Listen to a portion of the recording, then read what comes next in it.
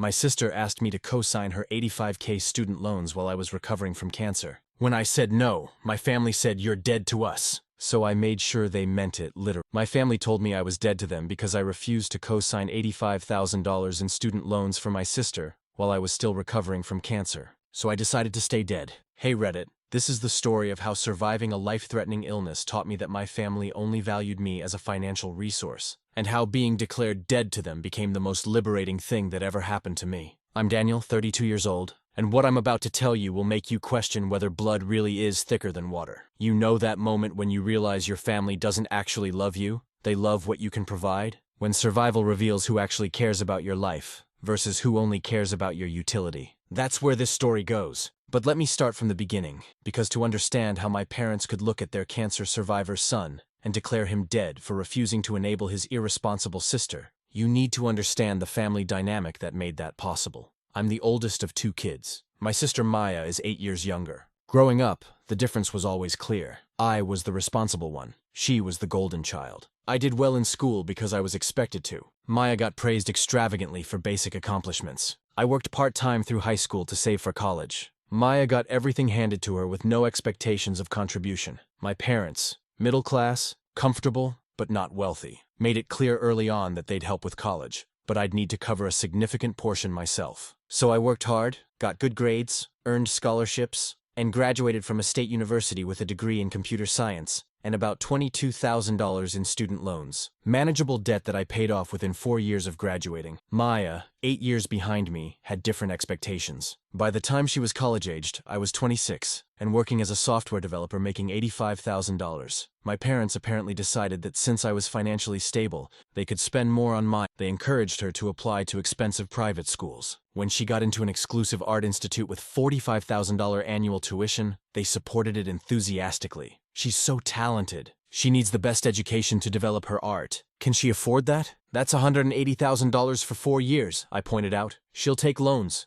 and she'll make it back once she's a successful artist. I had my doubts. Maya had always been flighty, starting projects and abandoning them, declaring passions and losing interest within months. But I kept my concerns to myself. It was her life, her education, her debt. 3 years into her program, Maya dropped out. No degree, just $85,000 in student loans and a portfolio of mediocre artwork. She moved back in with my parents, worked retail part-time, and spent most of her time complaining about how hard life was. The art world is so competitive. No one appreciates real talent anymore. Did you try applying to galleries or design firms? I'd ask. I'm not going to work for some corporate sellout company. That would destroy my artistic integrity. So she lived with our parents, contributed minimal rent, and continued accumulating debt as her loans entered repayment with interest accruing. This was the family dynamic when, at 30 years old, I was diagnosed with cancer, stage 2 Hodgkin's lymphoma. Caught relatively early, good prognosis, but still cancer. Still requiring aggressive treatment, still potentially deadly. I remember the day I got the diagnosis, sat in the oncologist's office, heard the words, "You have cancer," felt my entire world stop. Called my parents from the parking lot. "Mom, I just got some bad news. I have cancer, Hodgkin's lymphoma." Silence. Then, "Oh Daniel, how serious is it?" "Stage 2. They're starting treatment soon. Chemo and radiation. The doctor says prognosis is good, but it's going to be, well, you're strong. You'll get through it. Let us know if you need anything." That was it. No offers to come to appointments. No suggestions to visit. Just vague, "Let us know if you need anything," that rang hollow. Meanwhile, Maya had recently gotten a new apartment that my parents were subsidizing, and my mother was helping her decorate. I learned this from Facebook photos posted the same week I started chemotherapy. The treatment was brutal. 6 months of chemotherapy that left me violently ill, exhausted, unable to work full-time. I burned through my sick leave, then took unpaid medical leave. My company was supportive. They held my position, but unpaid leave plus medical expenses meant I was hemorrhaging money. Even with good insurance, cancer treatment is expensive. Co-pays for doctor visits, medications, treatments. The anti-nausea medications alone were $300 per month out of pocket. Special foods I could tolerate when everything tasted like metal. Transportation to appointments when I was too sick to drive. Support care items. It added up fast. I spent $60,000 from my savings in 6 months. My entire emergency fund plus a significant chunk of what I'd been saving for a house down payment, gone. During those 6 months, my parents visited twice. Both times, they stayed less than an hour. Made uncomfortable small talk about how sick I looked. Declined to help with anything, and left as quickly as socially acceptable. Maya never visited. Not once. said hospitals made her uncomfortable, and seeing me sick was too depressing. But she posted frequently on social media about her art, her lifestyle, her nights out. My friends were more supportive than my family. My coworker Rachel organized a meal train. People brought me food when I was too sick to cook. My friend Marcus drove me to appointments when I couldn't drive. My college buddy Alex sent care packages. My family, silence. Except when they needed something. Daniel, Maya's student loan payments are really high. Do you think you could help her out for a few months? Just $300–400 to ease the burden? This while I was mid-chemotherapy, burning through my savings, facing financial devastation from medical costs.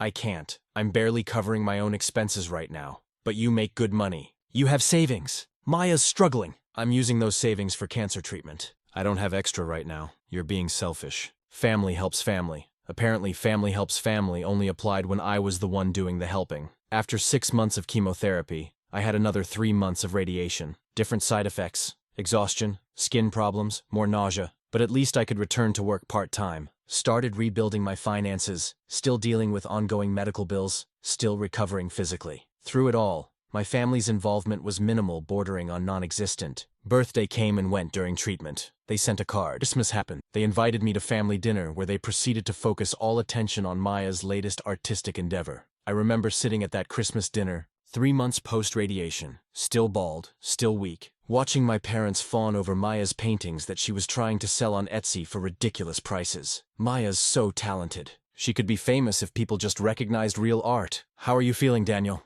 This from my mother, perfunctory, barely looking at me. Better. Scans show I'm cancer-free. Still recovering, but prognosis is good. Oh, that's wonderful. Then immediately back to Maya. So, tell us more about your art show idea. I was a footnote in my own cancer recovery celebration. Maya's pipe dream art career was more important than my survival. 18 months after diagnosis, I was officially in remission. Cancer-free. Back to work full-time. But financially devastated. My savings were depleted. I had about $5,000 left in emergency fund, down from $65,000. I was rebuilding, but it was slow going. I'd been promoted during my recovery. My company valued my work and had given me a senior software architect position with a $135,000 salary. Better money, but I was still digging out of the financial hole cancer had created. That's when Maya called. Hey Danny, how are you? Feeling good? Back to normal? Pretty much. Still have some lingering fatigue, but overall doing well. That's great. So listen, I wanted to talk to you about something. I'm thinking about going back to school. Back to the Art Institute? Yeah, I only have 1 year left to finish my degree. I really think if I complete it, I'll have better opportunities. More credibility in the art world? Okay, that's good you're thinking about finishing. Right, so here's the thing. I need to take out more loans to cover the final year. Tuition, living expenses, supplies. It'll be about $55,000. That's a lot on top of the $85,000 you already have. I know, but it's an investment in my future. Anyway,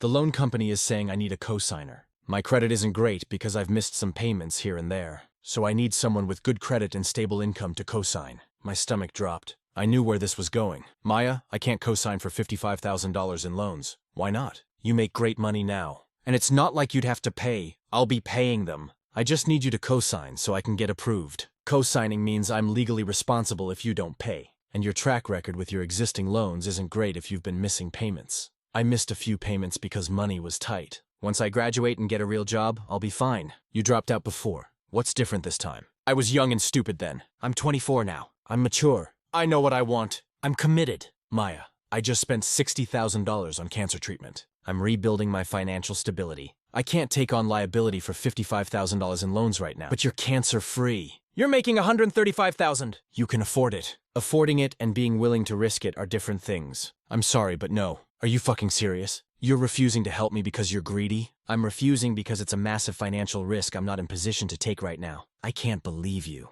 After everything Mom and Dad have done for you.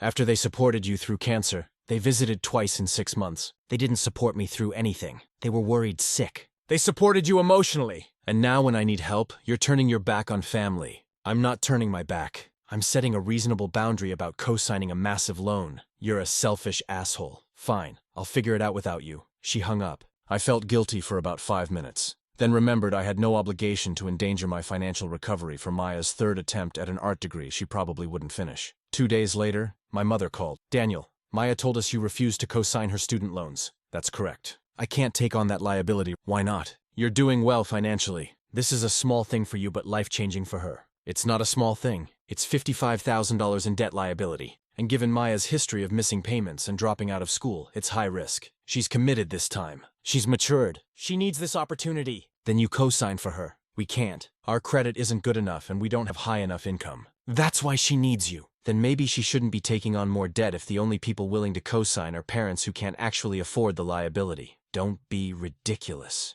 You're her brother. Family helps family. Where was family when I was going through cancer treatment? I didn't see anyone helping me. I spent $60,000 and went into medical debt and no one offered anything. We offered emotional support. You visited twice. Maya never visited. I had friends who were more supportive than my own family. That's not fair. We were dealing with our own stress. Watching you go through cancer was hard for us. It was harder for me, and I did it alone. Now you're asking me to co-sign $55,000 for Maya's third attempt at a degree she's dropped out of before. I'm saying no. You're being selfish and cruel. I'm being financially responsible.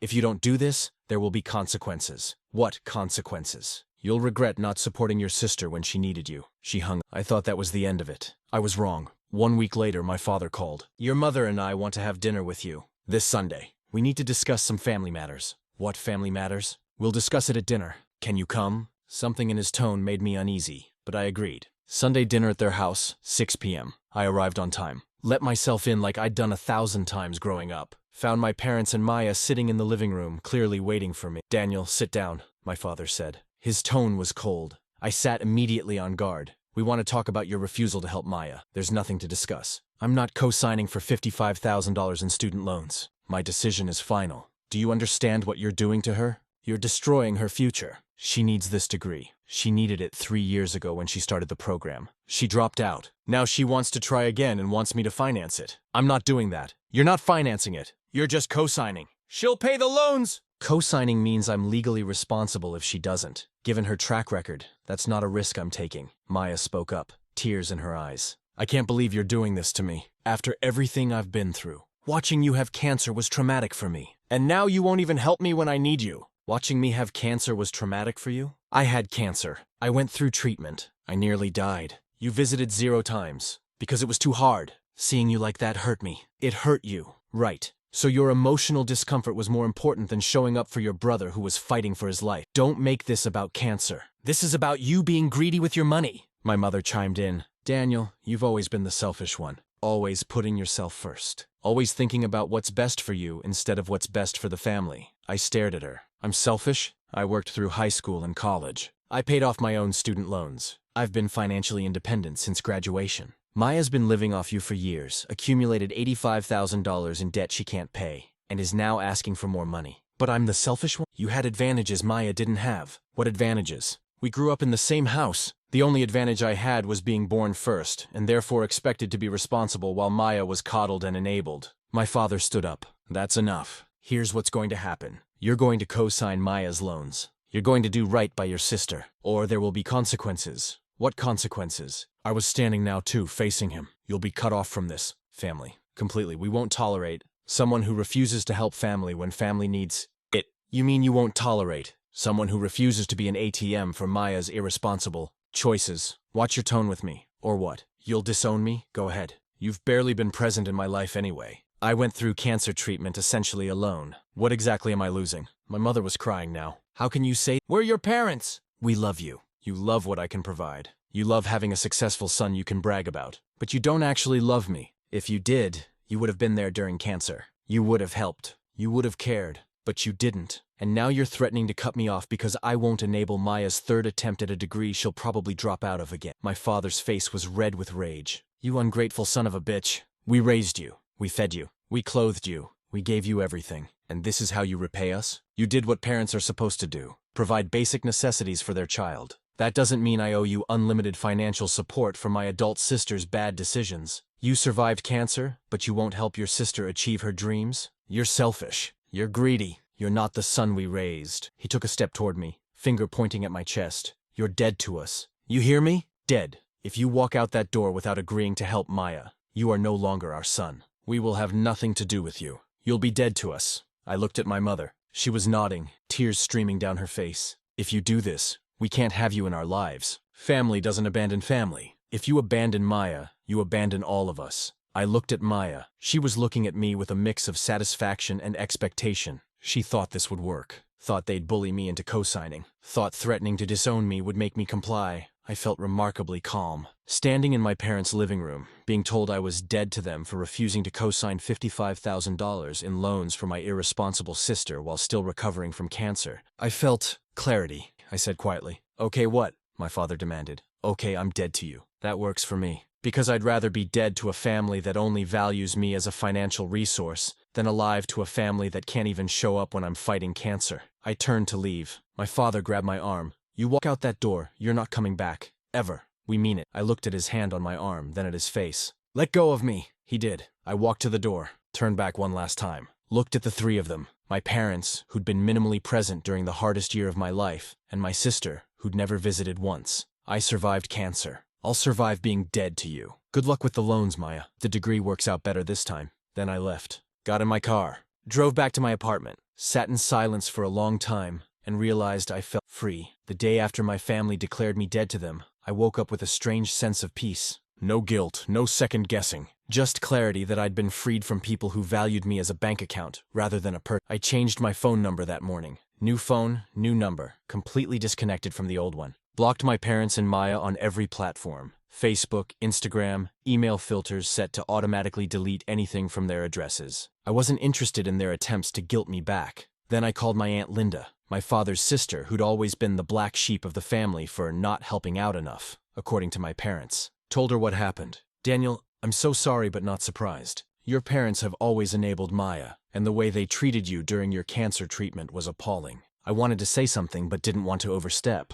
You wouldn't have been overstepping. I needed support and got nothing. What are you going to do now?" "Stay dead." They said I'm dead to them. I'm honoring that. Completely. No contact, no relationship, no way back. Good. You deserve better than people who only value you for what you can provide. If you need anything, actually need it, not just empty words, call me. That conversation reminded me that family isn't just blood. Aunt Linda, who my parents had criticized for years, offered more genuine support in one phone call than my parents had in 18 months of treatment. 2 weeks after the confrontation, my aunt called with news. Your parents co-signed Maya's loans. All $55,000. They somehow convinced the lender they had sufficient income. How did they manage that? Mom works part-time retail, dad's a mechanic. They don't make enough to qualify. They refinanced their house, pulled out equity to show assets. They're betting everything on Maya finishing school and getting a job to pay back the loans. That's insane. Maya has an 85% chance of dropping out again based on her history. I know, but they're committed. Your mother told me they had to do it because their son abandoned the family. I didn't abandon anyone.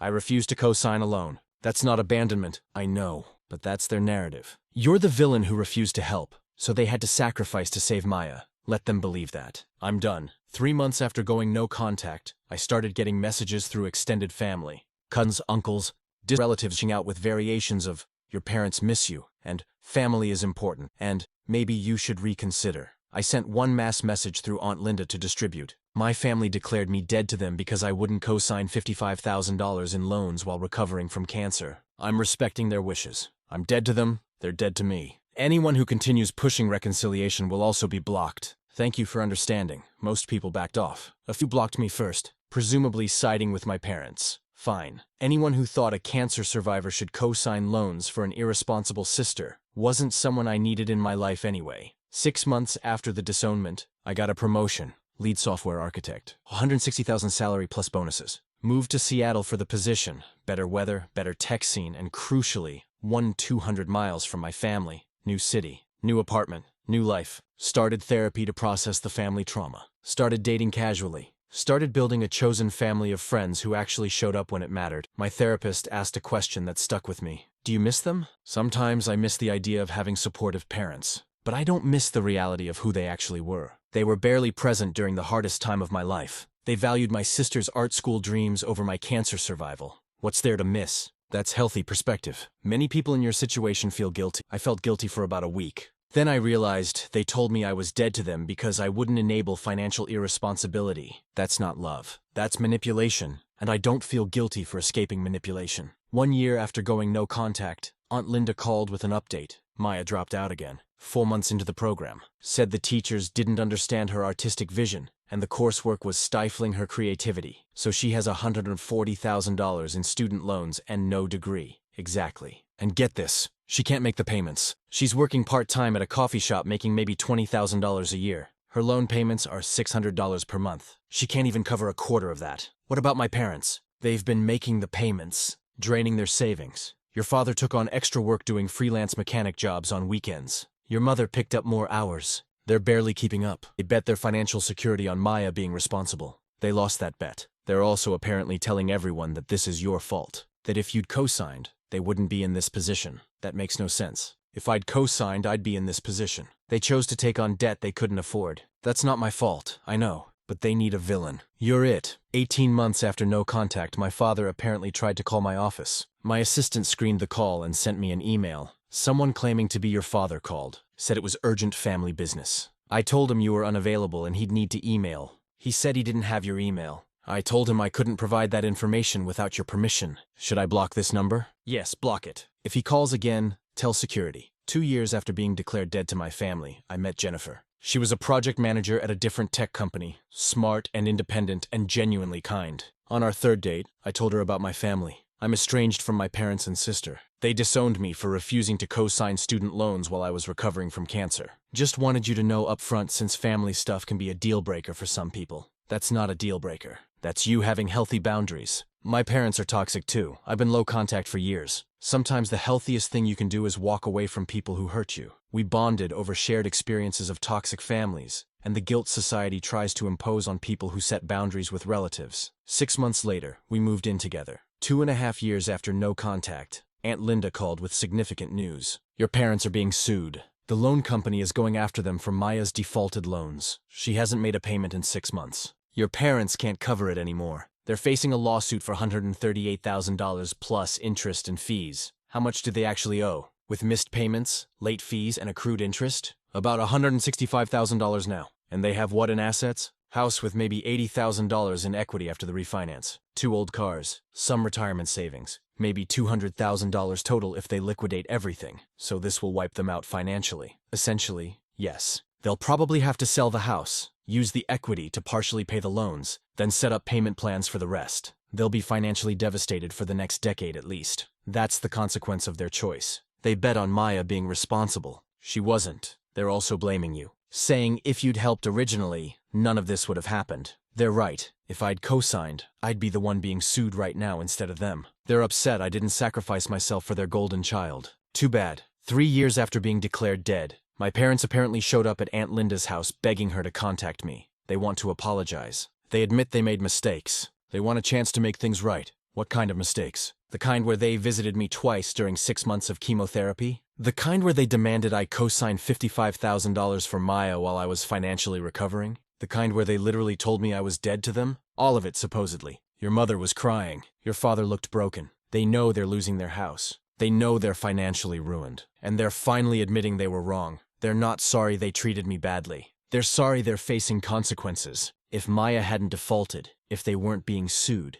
they'd still think they were right, and I was the selfish. Probably true. Do you want me to pass along any message? Tell them I'm respecting their wishes. They declared me dead. I'm staying dead. Dead people can't help the living. Aunt Linda called back an hour later. I told them. Your father got angry. Said you're being cruel and vindictive. Your mother begged me to convince you to Maya apparently was there too. She started screaming that this is all your fault and you owe them. My fault how? Your fault for not co-signing originally. Your fault for abandoning the family. Your fault for being successful while they're struggling. Just general blame shift. Tell them I said they should have thought about consequences before declaring their cancer survivor son dead for having boundaries. I'm done. 4 years after no contact, my parents lost their house. According to Aunt Linda, they moved into a small apartment, both working whatever jobs they could find to make payment plan installments on the remaining loan debt. Maya moved back in with them, still working retail, still not taking responsibility for the debt she'd created. They ask about you constantly, Aunt Linda reported. Want to know if you're doing okay, if you're happy. If you ever think about them, what do you tell them?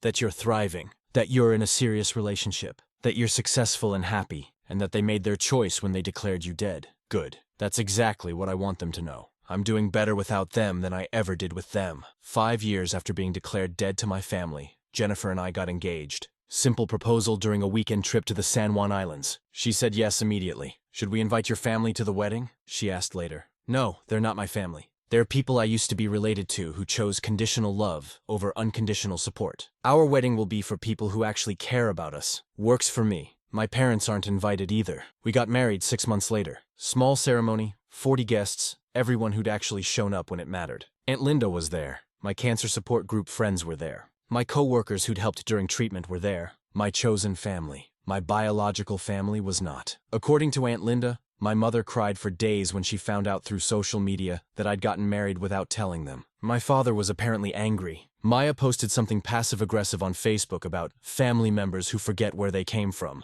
I didn't care. They hadn't been there for anything that mattered. They didn't get to be there for the celebrations either. 6 years after no contact, I was promoted again. Senior Director of Engineering. $25,000 salary. Jennifer was now a VP at her company making $180,000. Combined, we were making $375,000 annually. We bought a house, started talking about kids, built a life full of people who actually valued us. Meanwhile, according to Aunt Linda's updates, my parents were still struggling financially, still making loan payments, still working multiple jobs, still living in a small apartment. Maya was 30 years old, still working retail, still living with them, still contributing minimal rent, still blaming me for all their problems. They say you owe them, Aunt Linda told me, that you should help them now that you're doing so well. I owe them nothing. They chose Maya over me repeatedly. They told me I was dead to them. Now they're dealing with the consequences of betting everything on the golden child who turned out to be fool's gold. That's cold, Daniel. Is it? They had a son going through cancer and couldn't be bothered to show up.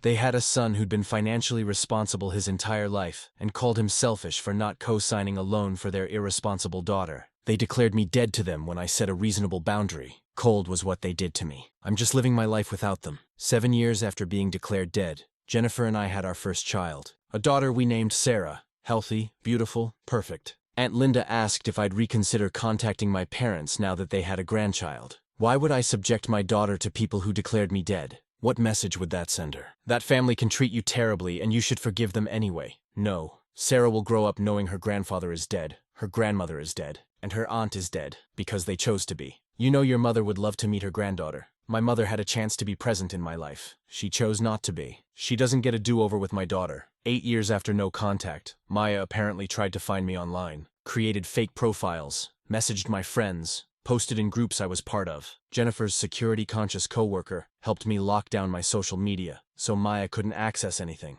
changed privacy settings, blocked her fake accounts, made sure she couldn't track me. She sent one message that got through before I blocked her latest fake account. You destroyed our family. Mom and Dad are suffering because of you. I'm suffering because of you. You have everything and won't share. You're a selfish monster. I hope you're happy ruining people's lives. I showed it to Jennifer. Should I respond? What would you say? That I didn't destroy anything. That they destroyed it when they declared me dead for not enabling irresponsibility. That their suffering is the consequence of their choices, not my responsibility. That's all true. But do you need to say it? Does she need to hear it? Or would you be saying it for yourself? I thought about it. You're right. She doesn't want understanding. She wants someone to blame. I'm not giving her that satisfaction. I blocked the account without responding. 10 years after being declared dead to my family, I was 42 years old. Jennifer and I had 2 kids. Sarah was 3, and our son Marcus was 6 months old. My career was thriving. I'd moved into executive leadership, chief technology officer of a mid-sized tech company, making $280,000 plus equity. Jennifer was SVP at her company, making $220,000. We had a beautiful home, healthy kids, strong marriage, genuine friendships. I'd been cancer-free for 11 years. Regular checkups, all clear. The disease that had almost killed me was a distant memory. According to Aunt Linda's increasingly rare updates, she was getting older and less involved in family drama. My parents were in their late 60s, still working, still paying off debt, health declining from stress and overwork. Maya was 34, still living with them, still working retail, still single, still drowning in debt, still blaming everyone else for her problems. They ask about you every time I see them, Aunt Linda said during our last call. Want to know about your kids, about your life. They regret what happened. They regret facing consequences. That's different from actually understanding what they did wrong. Maybe, but they're old, Daniel. They're struggling. Don't you feel anything for them? I feel sad that people I once cared about chose conditional love. I feel relieved I'm not in their situation. I feel grateful I learned early that blood doesn't obligate you to accept mistreatment. But guilt? No. Obligation? No. Desire to reconnect? Absolutely not. What if they die without reconciliation? Then they die the way they chose to live, without me. They declared me dead 10 years ago. I'm simply honoring that declaration permanently. Today, 11 years after being declared dead to my family, I'm 43. My life is everything I dreamed of building. Beautiful wife, healthy kids, successful career, financial security, true friendships, chosen family who actually shows up.